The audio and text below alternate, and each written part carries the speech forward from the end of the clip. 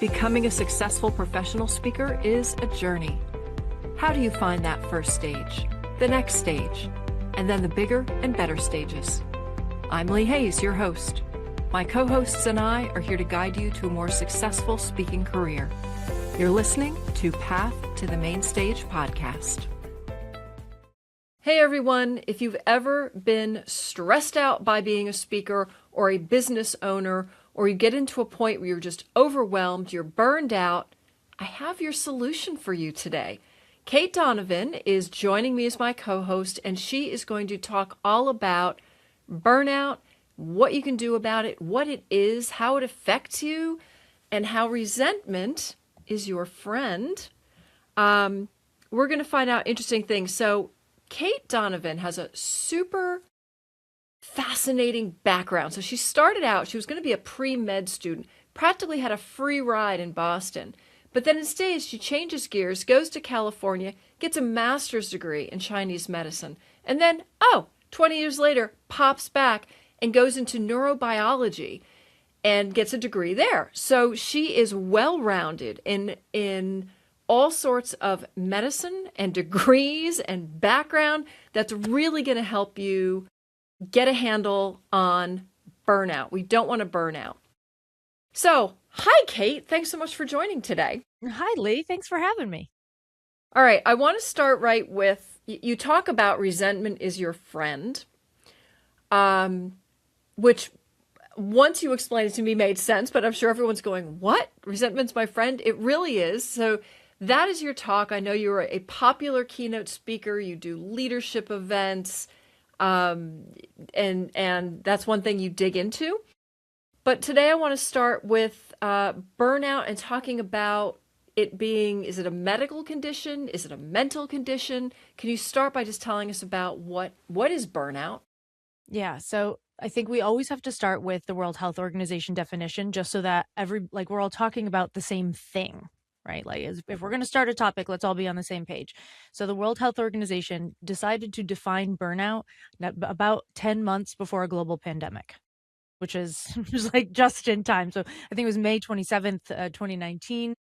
The World Health Organization decided that burnout has three components. The first is physical and emotional exhaustion. The second is cynicism and depersonalization. And the third is a lack of impact or lack of productivity at work, a drop in productivity. And these three things were gathered and labeled as an occupational hazard. Not a diagnosis. Hazard. As an occupational hazard, specifically occupational. And when you read about the people that were part of that decision, one of the women says blatantly in an article that's available online, we defined it that way because we wanted to put the onus on companies and organizations to fix it. Okay. Yeah. I don't have anything to come back with for that. Interesting. Right. So I think we need to understand that when we're talking about burnout in the research, that is what we are talking about. And there are medical and physiological components to burnout that we are not talking about. So we're constantly talking about it as like we can fix it with psychological safety and mindset. Meanwhile, people's brains are shrinking. Okay. Oh, well, so let's dig into that. What do you mean that brains are shrinking? So chronic stress over time, because of the adrenaline and the cortisol and the blood flow changes, etc., will change the shape of your brain. So one of the first things that happens, the prefrontal cortex sits right behind your forehead, and that part of your brain is responsible for what I call adulting, but what's called in the research executive functioning.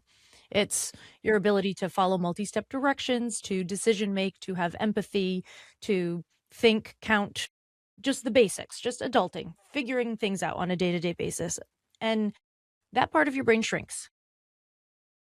That volume shift affects how well you can function.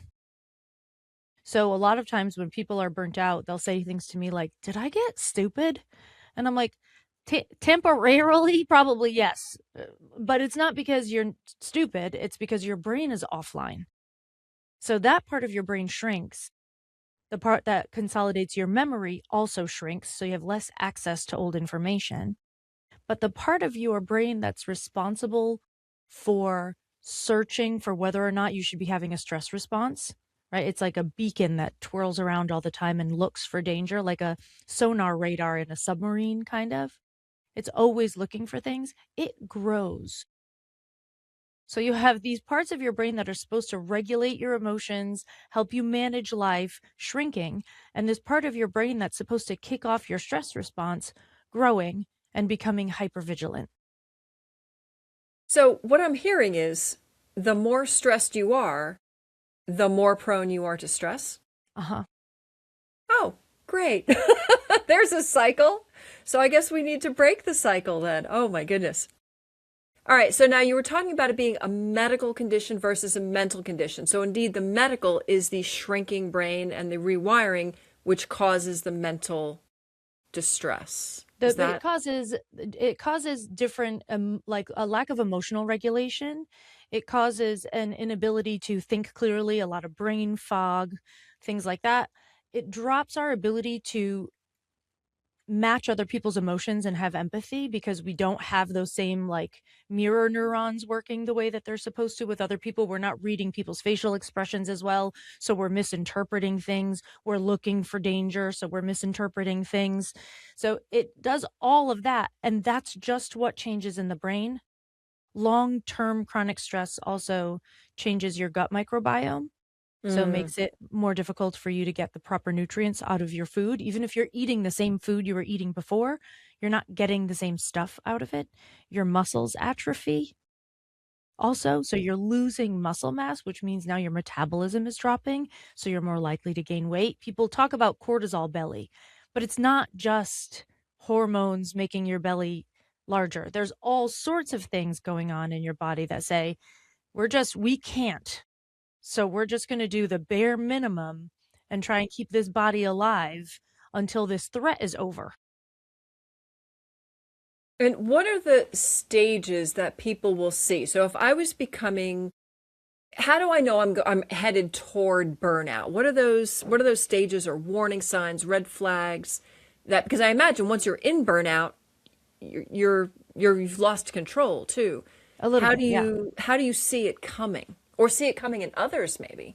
So I think this is the part that is the trickiest. As a burnout expert, I do not believe in burnout prevention because there is a part of the brain that's responsible for helping you tune into your body. And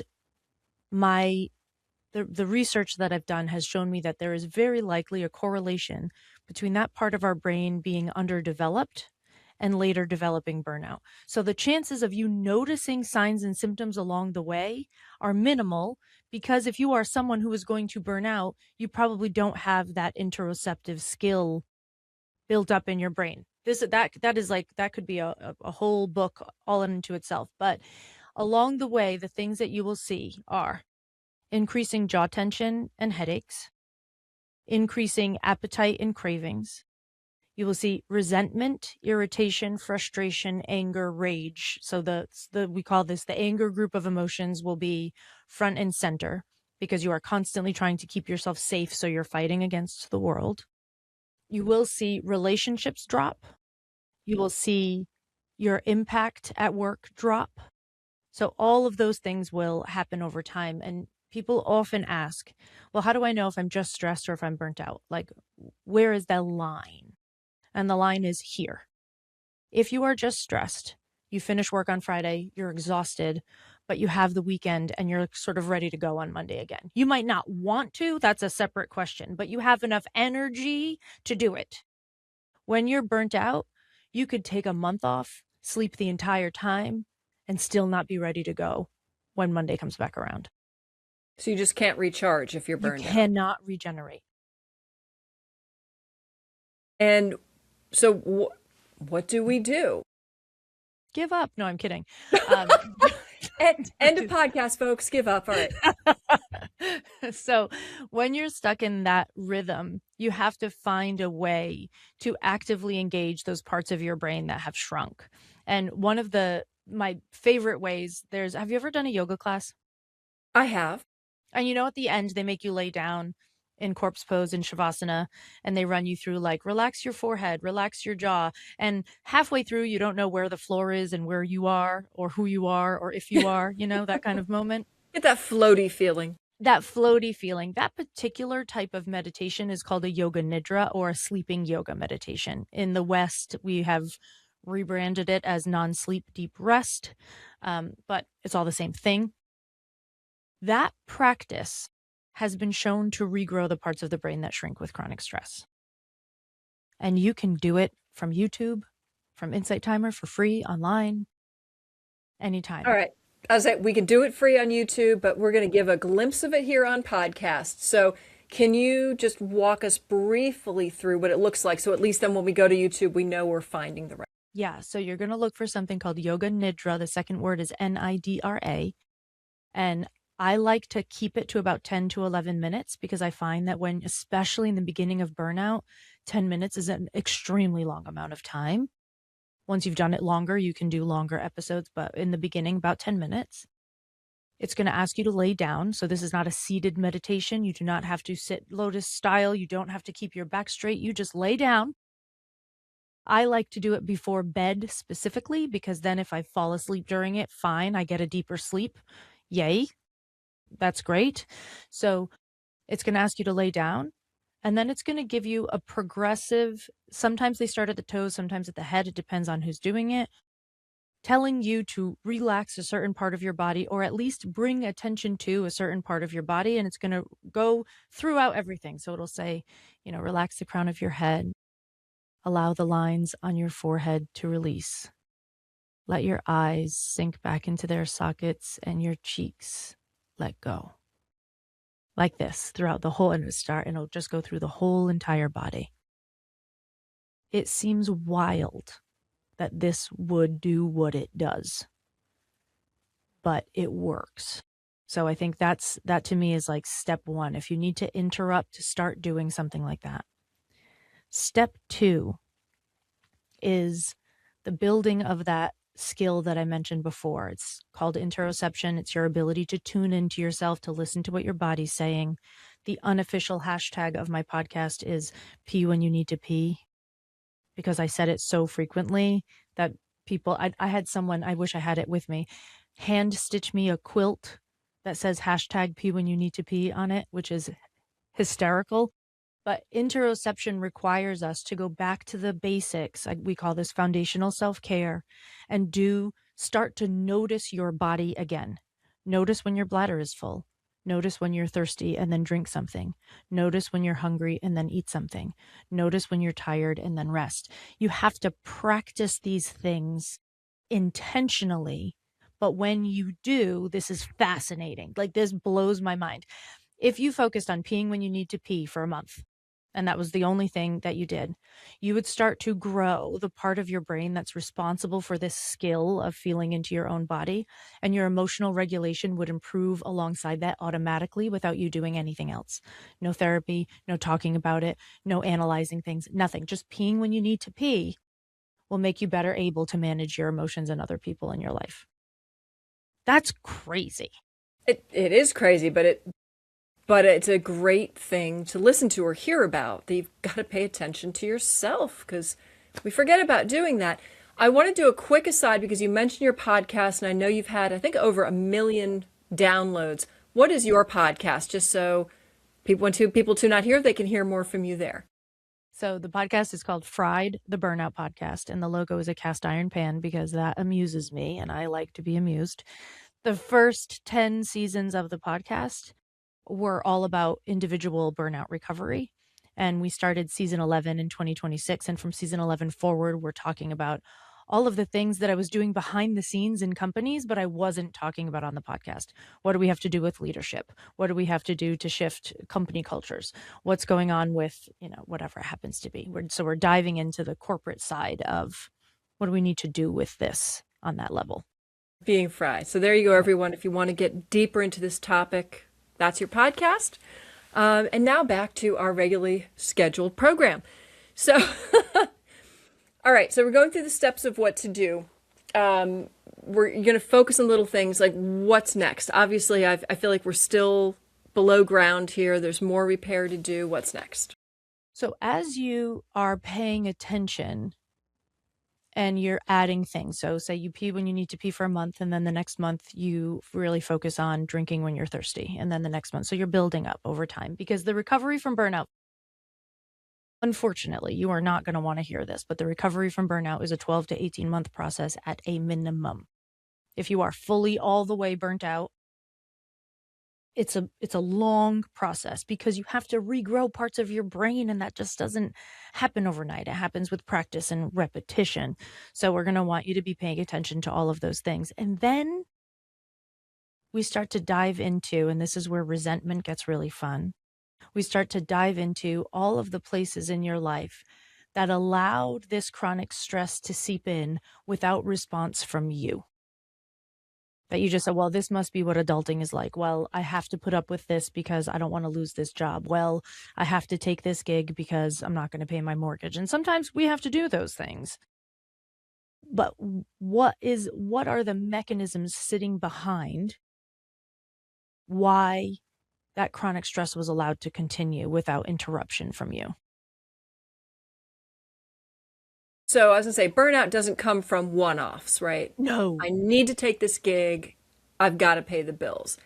But it's falling into a pattern. Is that part of it? Yes, it's patterns most commonly of fear. So it's patterns that are built on people pleasing, patterns that are built on perfectionism, patterns that are built on overproving yourself, feeling not valuable enough, which in this business, gosh, one day you're getting paid 20 and the next day you're getting paid 2, and you don't know. You know, people are like, charge what you're worth. And you're like, I literally just need to pay my mortgage. Like, I will take $500. Value in this business is a really hard thing, I think, for speakers, because no one tells you what they charge. No one knows what's going on. It's a wild, wild west. Everything from pay to play to astronomical.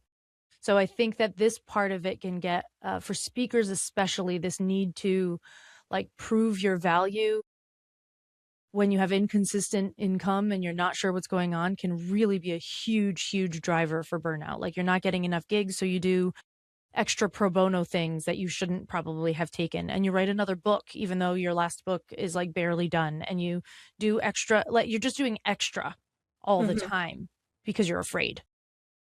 Yeah, and we had talked about this once before coming onto the podcast, that speakers and every business, you become frantic. And we said that's like an earlier sign. You're not in burnout yet. You still have energy. Yeah. But a sign for you, if you're watching, is I watch speakers become frantic all the time, which is just what you described, which is, I'll try anything. I'll do anything. And they start becoming very scattered, right? I'll do this gig, which is unrelated to that gig, and it's a different topic, but I'll just do it. Or I'll start spending money on advertising and it doesn't work. Oh my goodness, now what do I do, right? So there's your frantic. But what are the other, so frantic is an early stage, but you talked at one point about other stress responses, that there's the fight or flight, but there are a lot more responses. So how do we know we're stressed, and what are reactions that people have to stress? Yeah. So how we know we're stressed is kind of this stuff that we mentioned before. Like, your emotions get a little short, you start to get headaches, neck aches, things like that. You make poor decisions and you know they're bad decisions. And as soon as you say yes to something, you're like, what the heck was I thinking? I know I can't do that. Like these kinds of moments. But when it comes to the stress response, most commonly we talk about flight, fight, freeze, or fawn. And would you just define those for us? Yep. So fight is fight, like getting ready, your muscles get all the blood and you're ready to like knock somebody out. Just if you have to. Flight is you are ready to run. So the majority of the blood and energy in your system, like all of did you ever learn about ATP in biology in high school? Like the little 3-part molecule that sits in the mitochondria of the cell, like, it all rushes to your leg muscles. 300 years ago when I was in high school, I'm sure. Yes. We talked about that because I'm big into behavior, but. Yep. So all the blood flow and all of the energy and all of this, it goes to your muscles in your legs so that you can sprint to keep yourself safe. Freeze is like you stop. Like you cannot react and you are absolutely frozen in space. This happens a lot more than we realize because somebody's like yelling at you and you like don't know how to respond, you just stop. And fawn is like if you picture like almost passing out and like being like like in a moment of I literally can't manage this, so I'm just going to completely dissociate myself from this situation because I cannot manage it at all. And sometimes you don't even remember that it happened. So you have those four, and these are the four that are talked about all the time. If everybody always says you're stuck in fight or flight, like maybe you might be stuck in something else, but there's also a fifth one that very few people talk about. The researcher behind this, her name is Shelley Taylor. This is research from, I believe, 2003, if I remember correctly. She started studying the stress response in women specifically. And she found a particular response that she called tend and befriend. And tend and befriend is, say you are in tribal times and your tribe is being attacked and you have a small child who is now crying because they can feel the fear in the air. Your job as a mother will be to tend to that child, to calm it so that it stops crying, so that you can stay hidden in your tent, under a tree, whatever, wherever you are, that you can't be found. So tend and befriend part, the tend is just taking care of one another. This is a stress response. That's crazy to think about. So the people pleasers out there are like, oh, shoot. Am I taking care of everybody? So extreme people pleasing then is actually a stress response, right? Can be, yes. Okay. Can be. And then we have the befriend part. And I think this is probably one of the most important things that does not make the headlines enough because it's nuanced. And headlines don't like nuance, right? The befriend part is after some disaster, we need to band together in order to have access to each other's resources, because I no longer have toilet paper and you no longer have milk and you no longer have eggs and you no longer have, but when we put all of our stuff together, we can all get what we need. So the befriend part is basically networking in order to increase your access to resources because, and this is the important part, resources are resilience. Resilience is not a personal endeavor of like your body is resilient. No. You are as resilient as your network and the resources that you have access to. Which in speaking, maybe you can give us a little bit more about how that relates to speaking, because that seems like a very important part of the process of getting gigs. To me, this is the beauty of NSA. I actually had a chat with someone just recently who said, I've given other speakers, gigs before, but I've never gotten one in, like, no one's ever like reciprocated. And I said, well, have you asked for one? And they were like, well, no, because reciprocity. And I was like, no.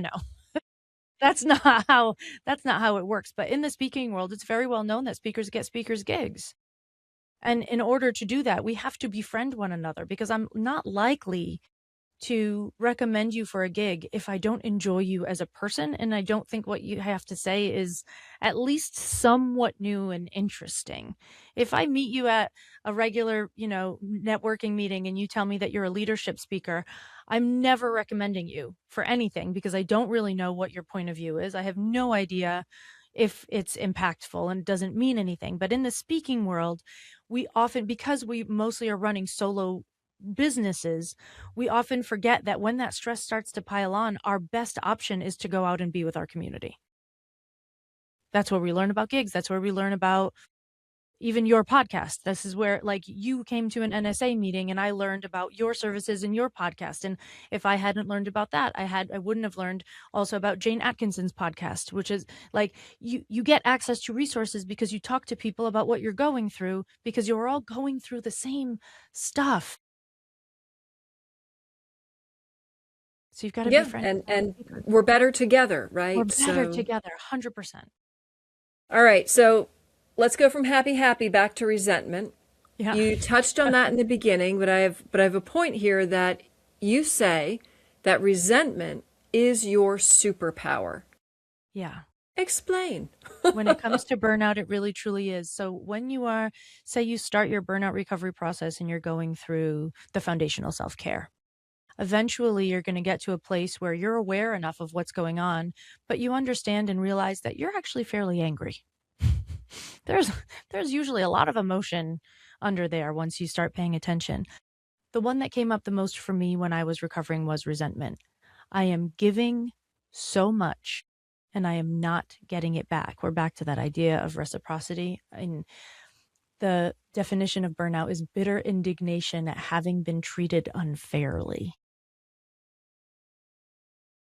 What we feel is unfair, right? Exactly. And what does fair mean? I mean, look at the globe. Nothing is fair, folks, at all. So this bitter indignation at having been treated unfairly. And what I noticed about resentment over time is that it pointed me to every single place in my life and in my business that required a change. So on a silly example, I started getting real mad at my pan in the morning because I make eggs every day. And I started to, when I was like, this pan sticks every day. It doesn't matter how much oil I use. It doesn't matter how low or high I put the heat, no matter what I do. Get a new pan. Why are you allowing this frustration to continue? So these are the moments where the questions of, do I deserve better? And do I have to tolerate this? Come up around resentment. And if you ended up in burnout, it's because you tolerated way too much stuff while thinking that you didn't deserve better on some level. Like, why would I not? I am not like extremely wealthy by any stretch, but I can go to Home Goods and get a fresh frying pan. I can do that. And I started looking around at all of the things in my life that were causing me irritation, frustration, resentment. And I was like, okay, well, I noticed that I had a particular patient at the time. I was still working in Prague. And she had a method by which she wanted her treatments to go. She wanted to come in and sit down and have her pulse taken at the table before she laid down, before she did. And it was not my normal process. And in the beginning, I was like, well, I'm here for her, so I've got to do it her way. And I realized over time that it was interrupting the flow of all of the rest of my patients for the rest of the day when she came in, because I was late, because I was trying to follow her process. And I'm not a late person. I am a very on time, anally on time person. So this was really bugging me. And I found myself being frustrated when she came in. That resentment, like, I'm giving you all this extra, it's not doing anything for me, and you're paying me the same as everybody else. That builds. Every single speaker that's listening knows that the less you charge for an event, the more difficult it's going to be. Right? Like, okay, and that's the craziest universal truth that many people don't understand. So I just have to mirror that. I've just got to repeat it. The less they pay you, the more they want. Free events are the worst. They're going to want your firstborn child. Yes. And don't complain about the labor pain, right? It's insane. So such a truth there. Wild. And it brings up resentment.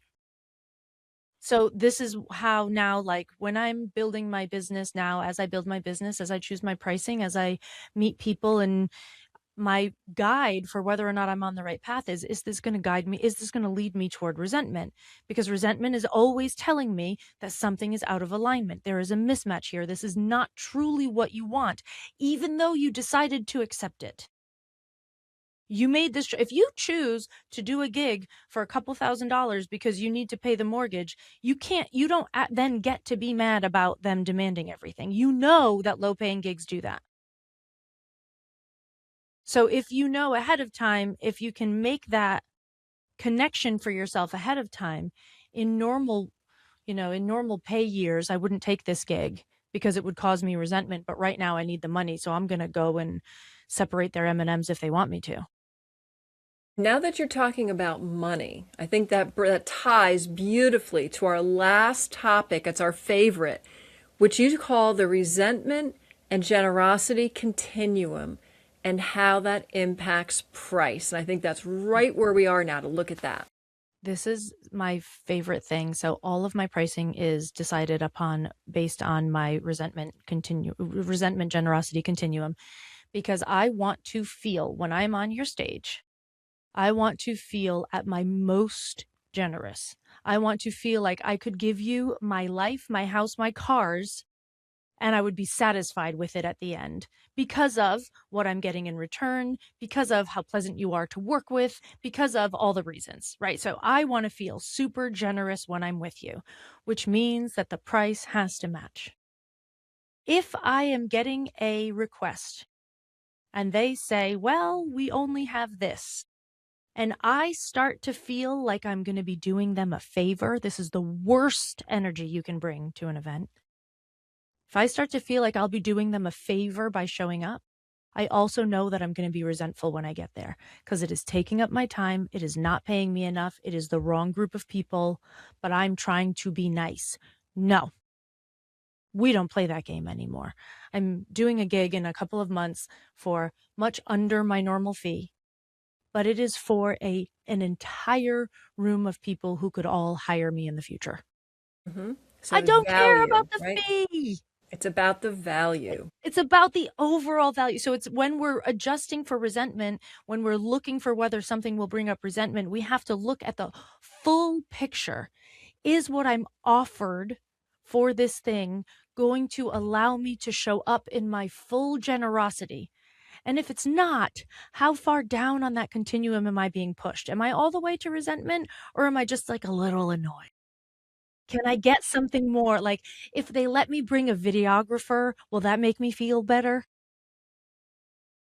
How do we get it so that I can be on that far end of generosity, which is the best place to give a speech from, when you're ready to leave it all out there for people? And I think you're giving such a good a mark, right? That the mark of where you take a gig is, how does it make you feel? Right? Like you said, you look at the fee, the audience, the video, the books, The distance, the vibe, and go, does this make me feel good? Right? Because there are vibes. There are some you just go, mm-mm. Yep. And you look at that, right? And I love the way you're saying this. If you go, I'm looking forward to this gig, that's the one you take. Yes. Because so many speakers only look at price and they still resent. I had this the other week. I was working with a speaker and it's much more than she normally makes. And she was still so bitter against the event, and we hadn't even settled for it yet.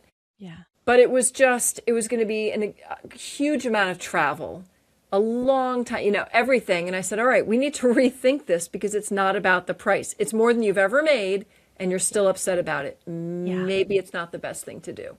Exactly. So it sounds like it was falling lower, way higher on the resentment. She was falling into the resentment scale. When you fall into the resentment scale, not only should you not take it for your own long-term health and your avoidance of burnout, but you shouldn't take it for your client, for that client. Right. It is not fair for you to get on stage when you are coming from a place of like, I'm doing this for you with your nose in the air. It is not fair to do that to your clients. They deserve better. So now, before we wrap, is there anything that I've missed? Just because you are so much more of an expert in this field than I am, I just want to make sure there's nothing important that the audience needs to know that we haven't already touched on about burnout, resolving burnout. One thing I actually want to ask about is, you said you try avoiding burnout is not something that you are a proponent of. Yeah. How should we live our general lives? Or how do we address this if we're not trying to specifically avoid it? Like, I'm going to avoid burnout today. How should we live our lives so that we don't fall into that valley? You have to really be in tune with your body and its particular messages. I am a person that when I go overboard, I get a migraine. I know that about myself. Some people get stomach aches. Some people get constipated. Some people get colds and flus really frequently when they're off. But you need to know what messages your body is sending you. And if you are unaware of that, then regardless of whether or not you're burnt out, you've got to go back to the foundational self-care and pee when you need to pee and drink when you're thirsty and eat when you're hungry, and practice that until you can tune into your body and feel what you need to feel. The reason that I don't believe in burnout prevention is because I think those of us that end up burnt out, we're missing that skill.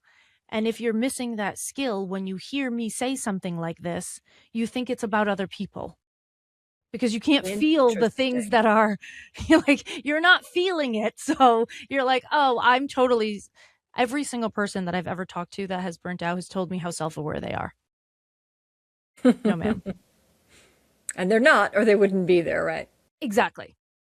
Okay, well, that's a beautiful tip then, is maybe you're not as self-aware as you think you are if you're starting to feel stressed and burned and all of this. And if your self-awareness only tunes into all the ways that people could judge you so that you prevent yourself from acting a certain way because you're self-aware about your, sarcasm, or you're self-aware about things that are wrong. If you're only self-aware about things that are wrong with you, you're just nervous about who you are in the world, and you haven't met the right people who will bolster you and like tell you that you're great as you are, because that's not self-awareness, that's fear. So self-aware sees the whole picture, the good and the bad. If you don't see good and you don't see bad, you're not complete. Yes. All righty. So was there anything else that I missed? I think the only thing that I would say would be most of us are not all the way to burnout. Burnout is really an extreme state. So if you can recover in a couple of days, just remember that that's telling you need 2 days to recover. That's not a great sign. You should probably start working on it. But if you can still recover, you are not burnt out. So you might not need to go, take a month off and deal with yourself. Like you're still okay. But if you cannot recover, if you're in that place where sleep is not working, nothing is working, if you can't recover, you need support. Hands down. Okay. So I'm gonna wrap up the podcast now on that. If you need help, get help. But what is something, so you have studied, you have learned all these things, but you didn't know this way back when you were starting out. So what would Cait of today tell Cait, who is just starting out in work and in speaking? What's the one thing that you'd say, here's one thing I really wish I knew then that I know now? You are allowed to receive help.